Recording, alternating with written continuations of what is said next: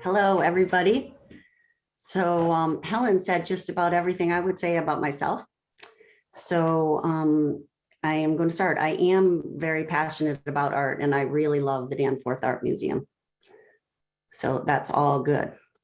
So I'm not sure of how much you know about the history of the Danforth Art Museum, but we used to be in downtown Framingham and now we are here. We are on Framingham Center Common, and we are on the second floor of this building, the Jonathan Maynard building, that people know. People from Framingham know it as a school. It had law offices, and now it's home to the museum on the second floor, the Danforth Art School on the third floor, and then Framingham State, since we're part of the university, they house their ceramics department on the basement floor or the first floor.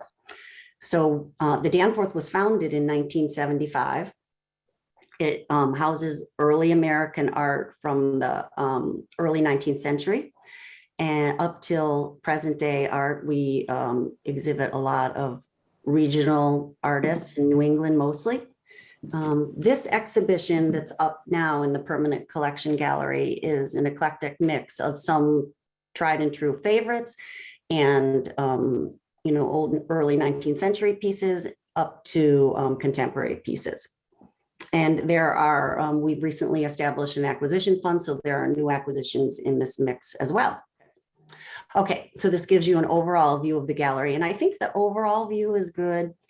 Well, I'm kind of showing you this in sections, like by walls and corners, so that you can get a sense of the size of pieces and just what it looks like in the gallery. Since for so long we couldn't come in the gallery, now you can. And as of this coming Tuesday, you don't even need to make a reservation. So that gives you an overall look. This is the first wall of the gallery. And I'm going to share visitor favorites and my favorites and just tried and true pieces. So the first three pieces that showed on the wall are Boston Expressionism. So at a time when abstraction was really big in New York City, it was the dominant trend in the art world in general. Boston was kind of a holdout and kept the figure in the forms. So the Boston artists, by countering that trend, called themselves the Boston Figurative Expressionists, and that became simply Boston Expressionists. They were strongly influenced by German immigrants, particularly Jewish immigrants, and their experience. This movement of Boston Expressionism flourished in the 1950s to the 1970s. The movement, as well as being noted for its figures, it was marked by emotional directness, dark humor at times, and social and spiritual themes. The leaders were Hyman Bloom, Jack Levine, and Carl Zerba. So this piece by Stephen Trefanides, I love it. And I'm particularly personally drawn to Boston Expressionism because I like it when there is something recognizable in a painting or a work of art. So I really like retaining the figure. I like paintings that tell a story or beg you to tell a story yourself that you make up. This painting called The Spell is mysterious to me. It makes me ask the question, if you are the man to the right behind the chair, are you putting a spell or influencing the other person in the chair? And if so, is that good or bad? It looks a little bit devious to me, he does, given that the darkest colors of the piece are concentrated where he is. The darkest colors and the most energetic marks around this man whispering make me wonder if he's up to no good. Meanwhile, I love this about the painting too. In this window, you have a whole separate painting, really. And the two gentlemen out having a Saturday afternoon in a park, no stress in that painting, whereas I feel tension in the foreground painting. I love the technique of this painting because I like how the strokes that Stefanides does are so fresh and bold. And I love his unabashed use of color. There's no fear in this. It's high energy. In the late, just a little fact, in the late 60s, he was one of three artists who founded the art department at UMass Boston. Now this painting, oh, shoot, still can't use my button there. Whoops. Oh, it's harder to turn it. Sorry, guys. There we go. Okay. This painting I found on his Facebook page because he's still alive and maintaining a Facebook page. And I was struck by how similar it is to the style of the painting 30 years ago. He turned 92 in September. So that was interesting to me how similar his style was. The next Boston Expressionist we're highlighting is Hyman Bloom. And this piece is called Seance. Hyman Bloom, as many of you might know, was Latvian born, and he lived till the ripe old age of 96. So in the 30s, his interest became in the mystical and the spiritual. It was very present in his work, and it was enhanced by the suicide of a close friend in 1939, and it led Bloom to further contemplate the afterlife and the supernatural. He also, interestingly enough, had heard that the effects of LSD on creative activity, particularly your perception of color, and that it opened your mind to other philosophical or religious experiences. So he was not fearful and tried this. So taking part of seances was also another vehicle that he reached a deeper level of spirituality. So all these experiences together became the subject of a series of works in which Bloom used color to express unseen psychic phenomena like this piece. Seance to me is a tremendous piece. It definitely depicts what I refer to as the thin places, the places between when you walk in between both worlds, like if you're in present for someone's death or have an unusual spiritual experience. My take on this painting, which may be different from yours, is that the central figure seems to be leaving this world. And by this central figure, I mean this one, that is actually in the center of the painting. Given his what looks to me like an angry, skeptical eye, I'm not sure he's happy about where he's going. And then at the top of the painting, this feminine floating head seems more feminine in nature. And I feel more happiness and lightness from her, as if she's but kind of looking at him like not sure why he's upset. The use of complementary colors enforces the opposite nature of the worlds these people or spirits are traversing, to me.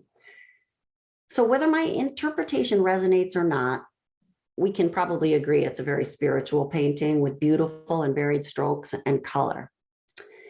And Hyman Bloom, as you probably know, was admired during his lifetime by critics and fellow artists.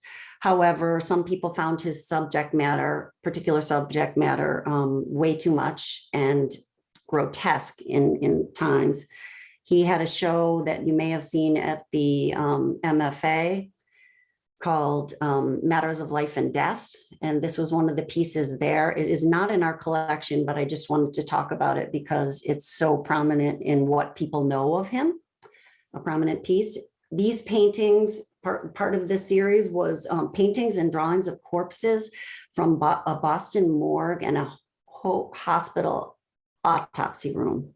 They were first shown in 1946. His own dealer even relegated these paintings to a back room in a gallery, and one curator removed the paintings from his 1955 retrospective.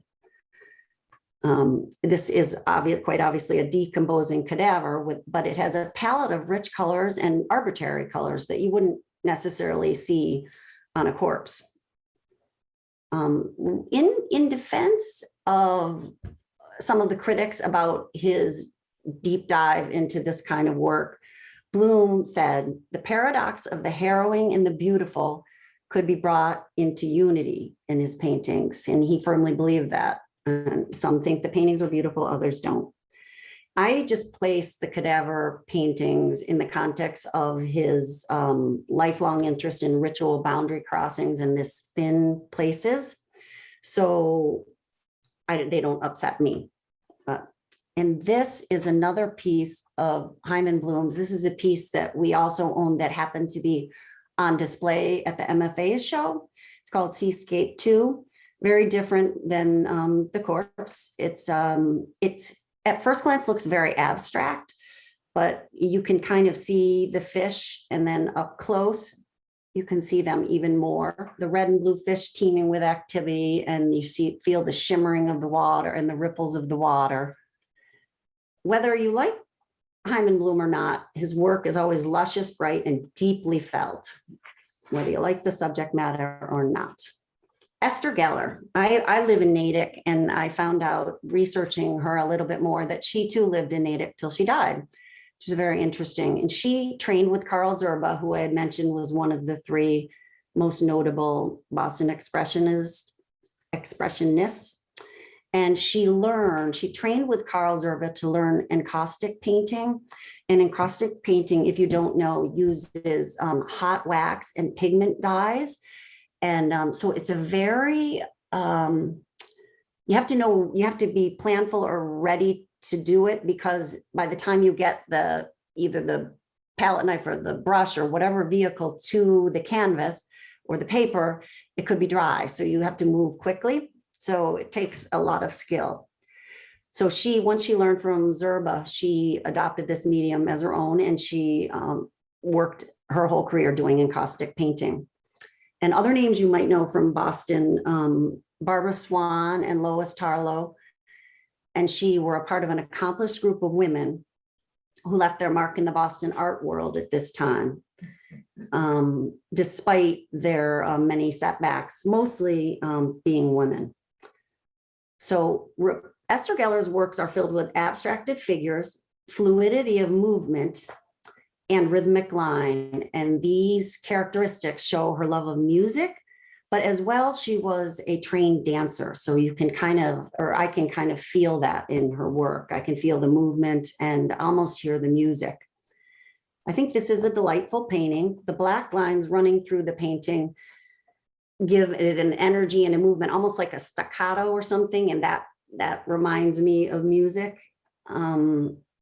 And the subtle diamond pattern that you can see, it almost looks like pieces, a couch or something, upholstery or cushionings.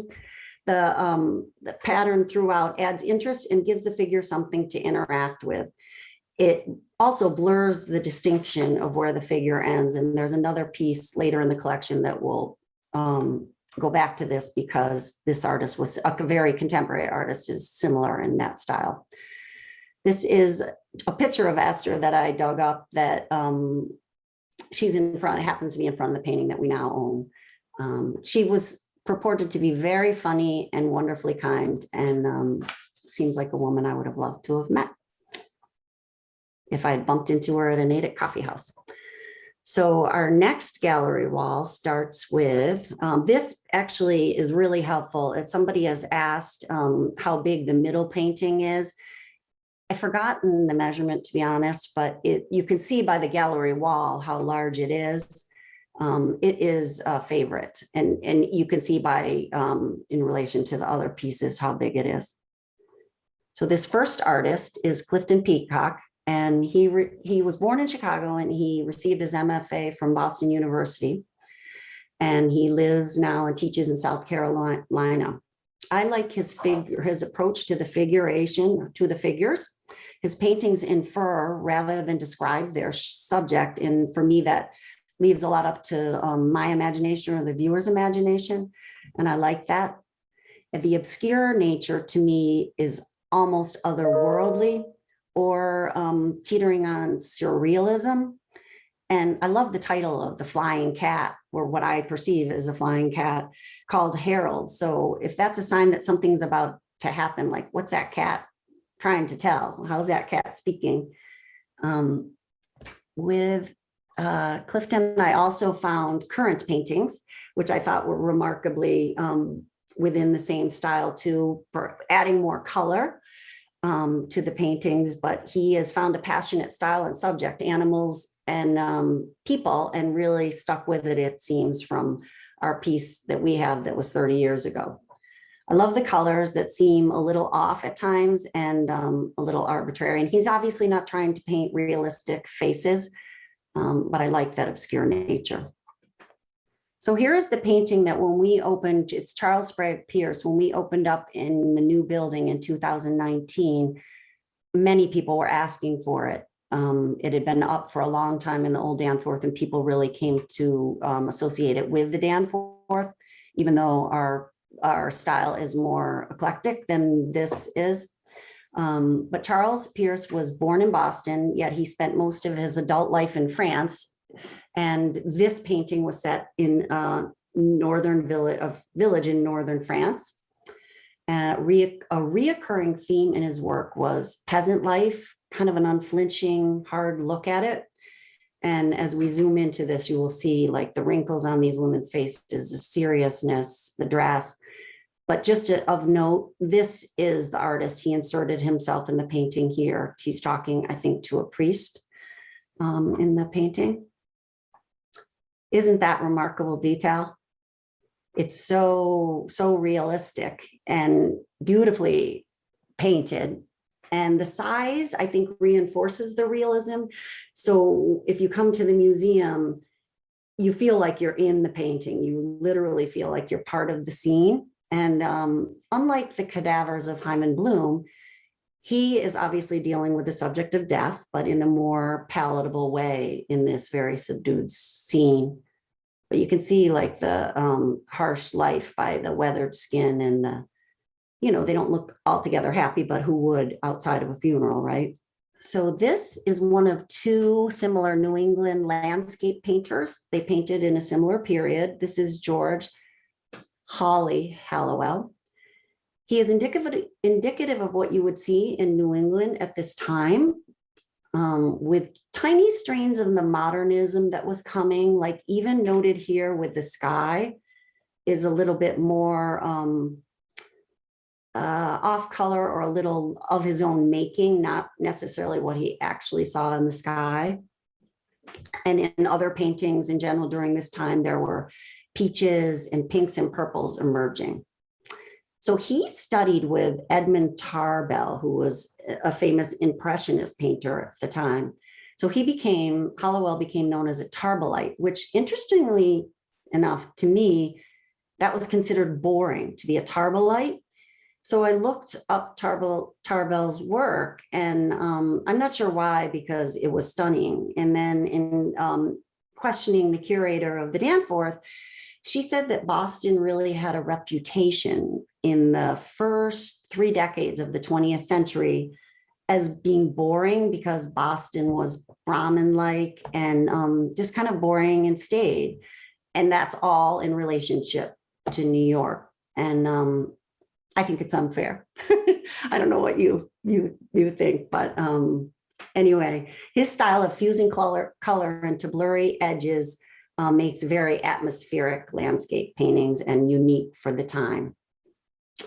And I love hiking and camping in New England, so there's nothing about the painting that I wouldn't like.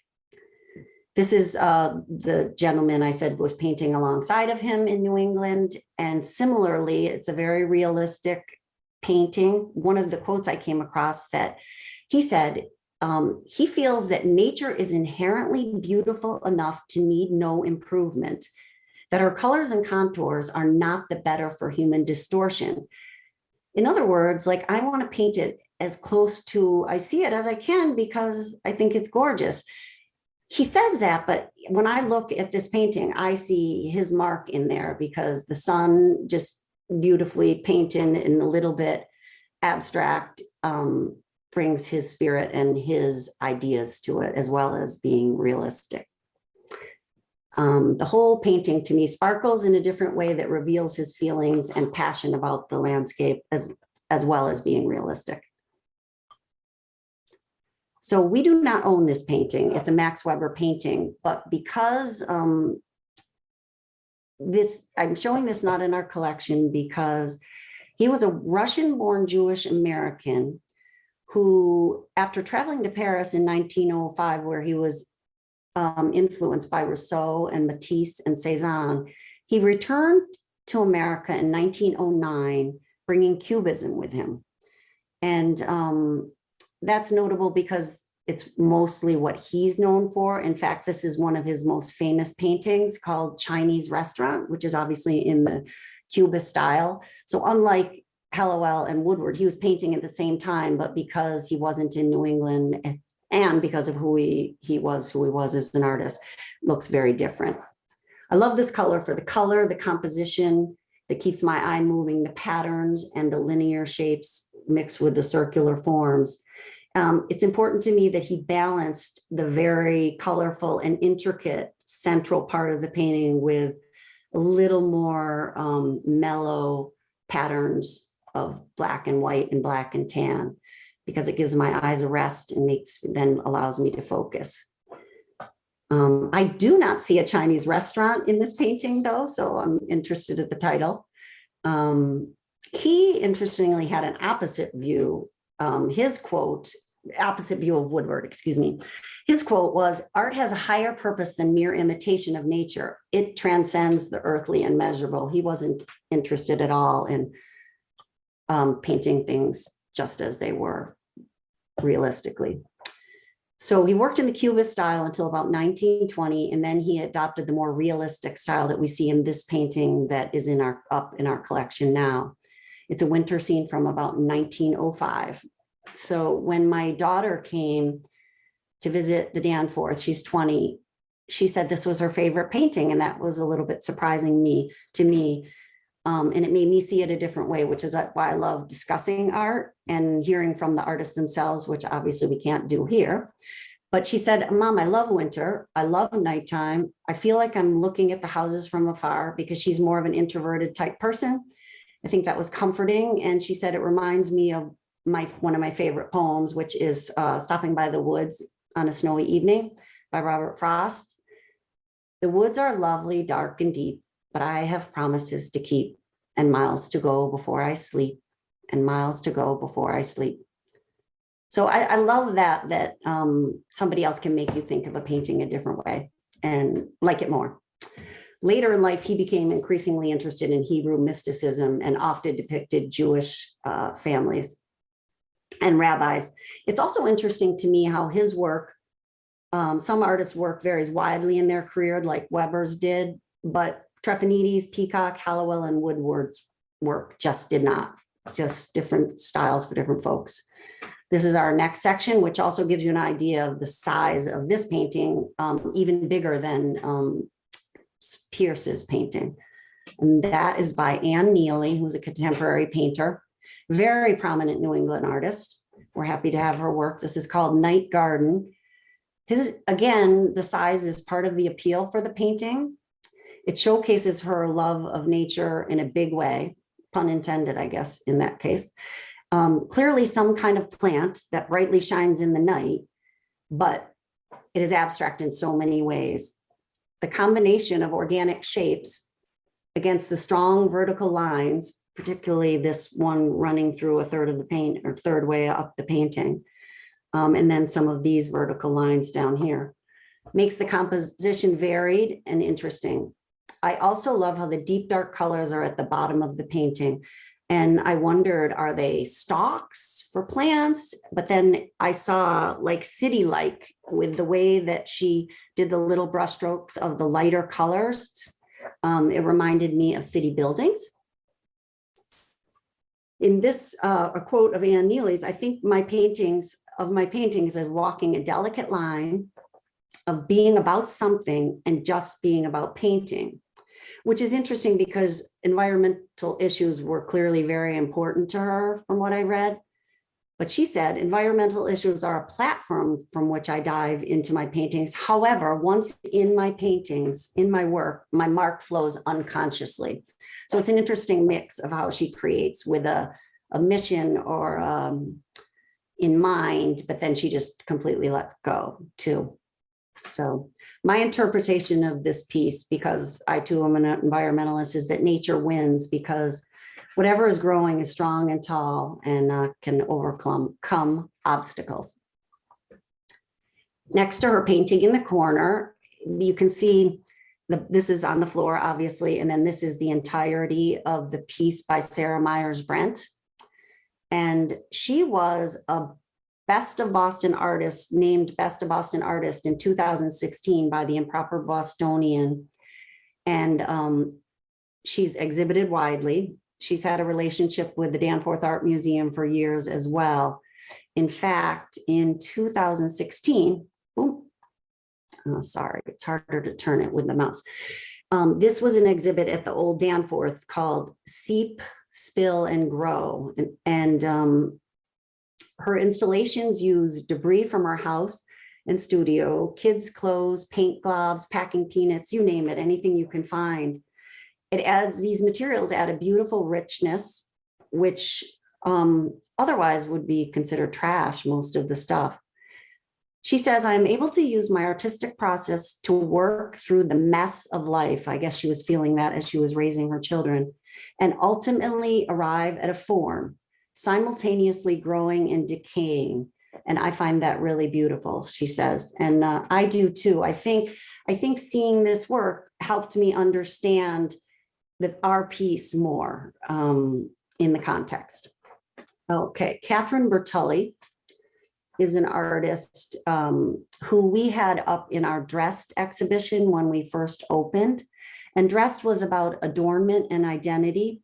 And when a collector, an art collector, came to see the show, he or she, I'm not sure, offered us this piece by Catherine, also by Catherine Bertulli.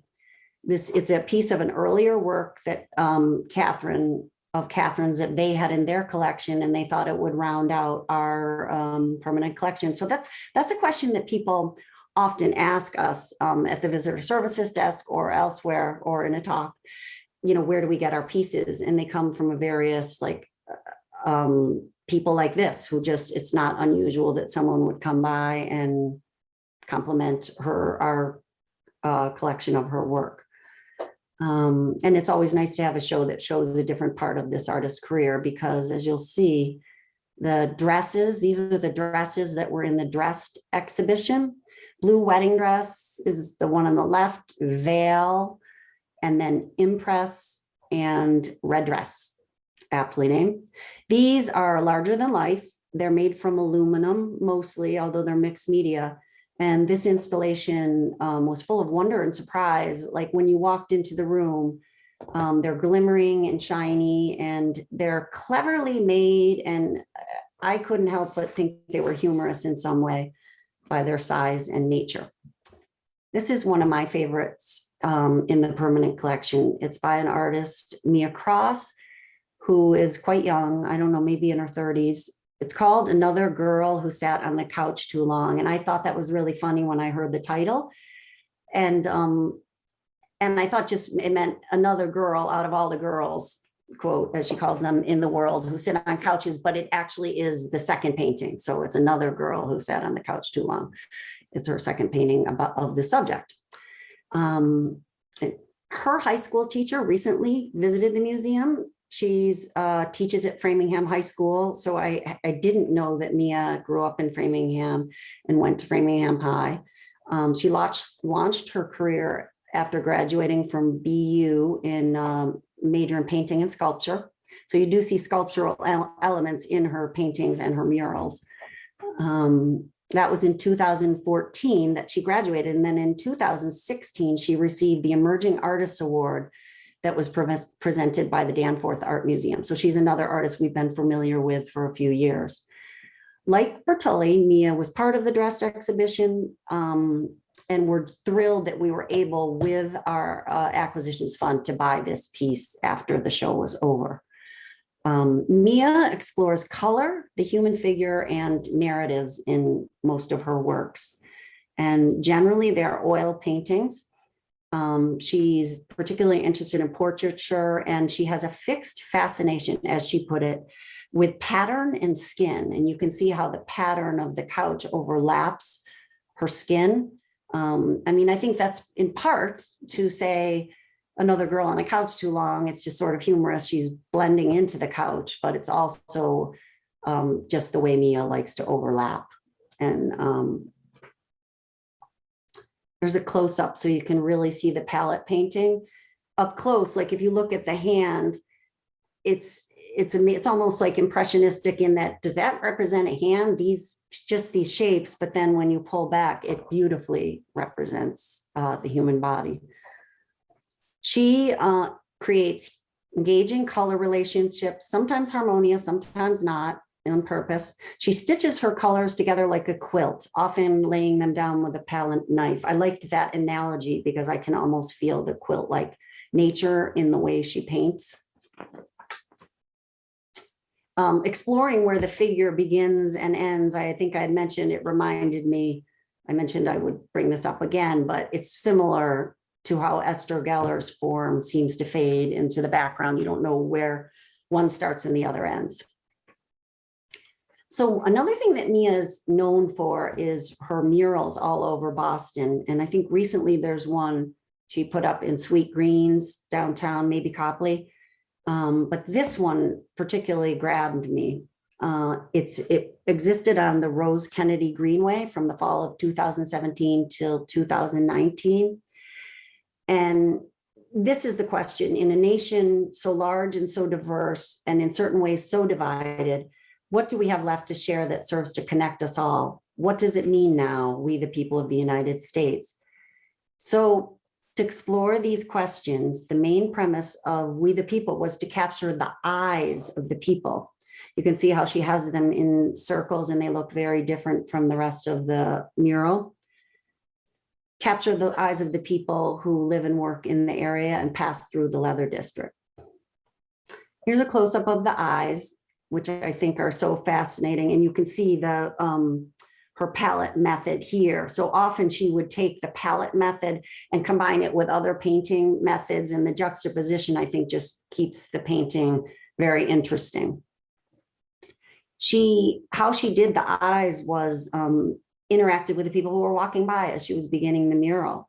And she asked if she could take a picture of their eyes and told them why. And then she painted them along this 140-foot span on the Greenway, this cement wall.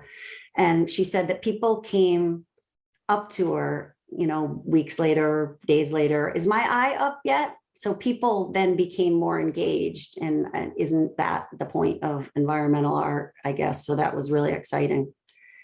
And I think I kind of mentioned honing in on the eyes while using a playful approach for the rest of the painting. That is a technique that she often explores in her work. That was what she wanted, is people to pause and think about the painting. So her intention was to reflect the diversity of the community of downtown Boston. I think she did it thoughtfully and beautifully. And in my opinion, she's an artist to watch. So this next artist, which I got to a little soon, is Cynthia Maurice. She was born and raised in Boston, and Cyn, as they call her, received her BFA and her MFA also from BU, and later an MFA in illustration from the School of Visual Arts in New York City. So she did both. She did fine art and she did commercial art, and loved both. In her drawing also, called Almost, was selected as a first prize winner back in 2010 at the Danforth annual juried show. So she's been on our radar for a long time, and actually is good friends with the Danforth Art School director. So in addition to her work, I said that, sorry, her editorial illustrations they've been in many prominent publications. So not surprisingly, the Danforth Art School selected this piece for a paint night that they have a few weeks ago. And they learned about her work and then responded and did their own Cynthia Maurice type painting. So what I see is, at first glance, the flowers depicted are very heavy, almost like a dense treetop with strength and body. But looking closely, there are beautiful color variations in the flowers that give them depth and beauty, including goldy yellow highlights, which are hard to see. You can see them a little bit. Next time, if I present this, I would do a little zoom in. There is an interesting juxtaposition of very fine marks also down here, almost graffiti-like, juxtaposing the dense flowers. And I like the many layers and textures of this piece, both literally and figuratively, with the meaning. their charcoal, pastel, and wax on gesso is also what makes it rich, with layers and more dense. I like the looseness of the sketchy drawing of what looks like a flower vase over here, and the words that seem random and graffiti-like. I like the whimsical, expressive way in which she paints. It's also shown in these pictures that I found of hers, the banana and the daffodil. Just think they're a beautiful style. So we will zoom in now on Stuyvesant Van Veen. It's an American painter. This is a study for children at play. There's no date, and I'm not sure what if it eventually became a mural, because he was most known as a mural painter. But this piece has a folk art feel to it. I love the earthy materials and colors. Excuse me. The shape that he chose for the piece mimics the spontaneity and fun the children are having. You can see them hanging upside down on teeter-totters and with hula hoops and jump ropes. Thank God there are no cell phones in the picture, because it looks like a timeless image of just children playing. And if we inserted cell phones, we might be, or I would be more bummed at a playground. So he is more known, I mentioned, for his public murals. And this is one that in particular, it was installed in a courthouse, a court building in Philadelphia. And it was part of FDR's New Deal, the Works Progress Administration had during his administration. These murals are from a time when social realism dominated artists' expression. And social realism, as you probably know, aims to draw attention to the real socio-political conditions of the working class as a means to critique the power structures behind these conditions. This fresco is a summary of the details of urban life and progress, or the lack thereof. You can see there's an adult male drifter hanging out here, a kid smoking, hanging out at the fire hydrant. These are, I think, shooting craps, the kids. And then over here on the right, there's a young Black boy and a white boy who seem to be making an appeal to a white-haired Asian American judge. We don't know what the appeal is, but it's seemingly the focal point of the fresco, being in a courtroom, even though it's at the very edge of the painting. So I thought that was an interesting mural that he did. Clarissa Sy, this is from, this is untitled, but it's part of her Reframing the Past series. She was born in 1939 in Washington, D.C., and now she lives and works in North Carolina. But at 15 years old, she became the lead plaintiff in the 1955 school desegregation case in Virginia. And from that moment forward, her work as a student and as a professional, first in math, science, working for NASA, later in business, and finally in the arts, takes into account change, transformation, and perhaps most of all, complication in her life. Reframing the Past could really be titled Reframing or Rereading the Family Photo Album. It's a reinvestigation and reevaluation of her family's photo album, which she kept. So growing up in the blue-collar Black neighborhood in Arlington, Virginia, keeping up the family album was a sense of pride, it gave the artist a sense of pride. She saw this project as making a record of positive influence images in her Black family. Now, these next two pieces are not in our collection, but they're part of this series, Reframing the Past. And I like how they are so different from each other and different from the one I just showed you. She really is woven together the cultural, historical, personal, and political to explore concepts of memory and transmutation and perceptions of boundary and identity. These are all themes that have roots in her own experience, but the way she creatively did this series, she changed the photo album into artwork, and made prints, and each piece treated differently with her own words on the side. I think it's a way of making her story more personal, and the graphic design is interesting and fun. And it also is a way to just get it out there to the world. It broadens her audience and about sharing her experience growing up. Randall Deal, this is a very small painting, an oil on panel.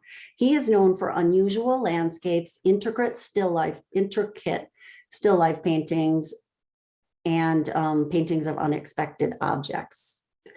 And also political cartoons. He had a career in that as well.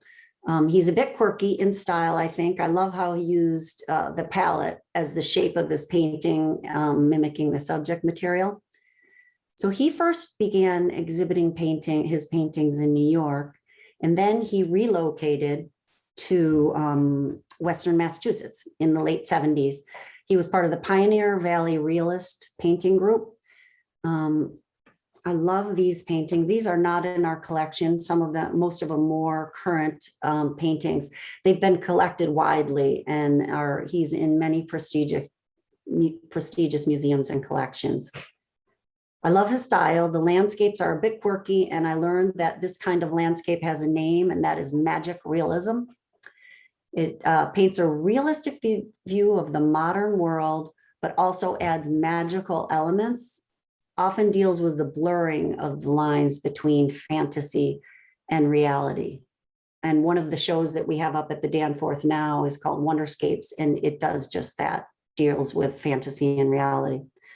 But this seemed right on to describe his work, this magical realism.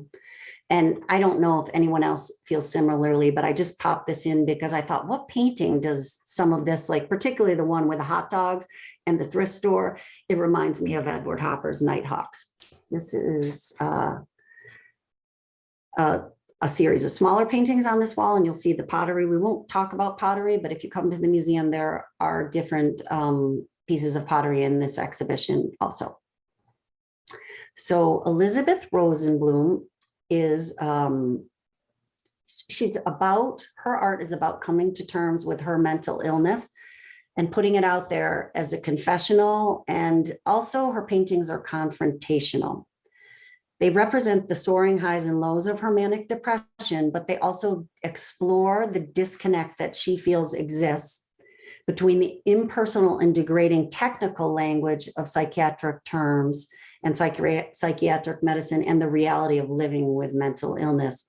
Her pieces sometimes show her rage at the objectifying language doctors use in the face of human pain and vulnerability. Hopefully that's, as mental illness becomes more and more prominent, that will become less so. And these paintings were created years ago anyway. Most artists will say they create because they have to. It's in them, they have to.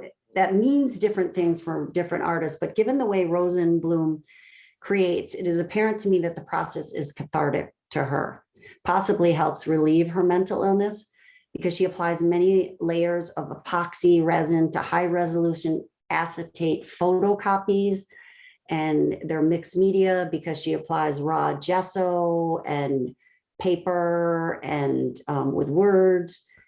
So I just can imagine layering like this with a plan, but a freedom would be healing, cathartic to her. So the piece ends up with viscous and bubblies because of her methods, bubbly surfaces that blend with the earth tone spatters and drips. I think what gives her paintings her bite, though, are her clever juxtapositions of words, her underpaintings of the words and appropriated images that give her the bite, like really to show her anger about mental illness and how it's treated. I applaud Elizabeth's using her paintings to voice her concerns about how people with mental illness are treated, and by those who have never experienced that kind of pain. And I think since she started doing this, more and more artists are doing that. Jo Sandman is, I think we have a few of her pieces in our collection, few besides these two. These are photograms, which are pictures produced with photographic materials, but without using a camera. So you use light sensitive paper and different sources of light Joe was trained with abstract expressionists Hans Hofmann and Robert Motherwell. And this led to experimentation with installation, sculpture, photography, and other media. She uses photography to explore the interior of the human body, observing its consistencies and irregularities. These light tracings, as she titles them, are ghostly faces that emerge from and hover in darkness. I think it's very interesting how they came to be with small stones, coral rocks, and other porous objects that she subtly alters to make faces. And it's sort of an otherworldly, spooky look to me, and very interesting. She is a master at manipulating light and form to create contemporary memento mori, an object serving as a reminder of death. What I like most about these works is they're cleverly made, and I think the end result is pretty cool. These are also photographic emulsions on wood, so a little less traditional photography. They're from a series called Shadows of a Magnitude, and they are by David Prifty, who sadly died at age 50 of pancreatic cancer. And I thought it was interesting, almost not prophetic or almost, well, I'll tell you, and then we can come up with a word. The creative process that led him to his photograph was a personal journey about his relationships, his memories, his sense of family and rites of passage, aging and death. So I think it's interesting that was his work, what his work was about before he knew that he was diagnosed and was going to die an early death. And that's a word I couldn't think of. But so his death was ended a renowned photographic career and 25 years of teaching at Concord Carlisle High School. And this is what he said of his photographic assemblages.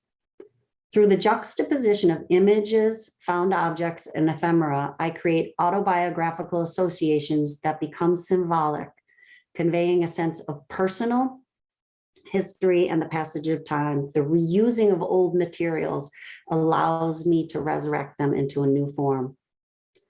It seems to me like he left a wonderful visual autobiography of sorts before he died in early death. I think the way he collages on varied surfaces in different shapes make for very creative and a little bit eerie look. I think they're very interesting, even if they make me a little bit sad. And I think they would make me, some of them would make me a little bit sad, even if I didn't know he died. But this is the last artist in the permanent collection I chose to talk about. There's much more, but there's much more up in the permanent collection gallery now, including some of the bowls and vases you noticed in the installation shots. And so what else is up at the Danforth? We have two rotating exhibitions now. One is called Wonderscape, and this gives you a glimpse at two of the artists in Wonderscape. This is Nancy Hayes in the foreground, and this is Adria Arch, these installation shots that actually move and have music going towards them. They are two of the five artists working across media to create their own wonderscapes to answer the question, if escapism were visual and we were to picture our stream of consciousness, what would that look like? So very interesting. And if you get a chance to go to our website, some of their artist talks are up on the website. It really gives you, when you look at the work, you don't necessarily see the stream of consciousness until you hear them talk.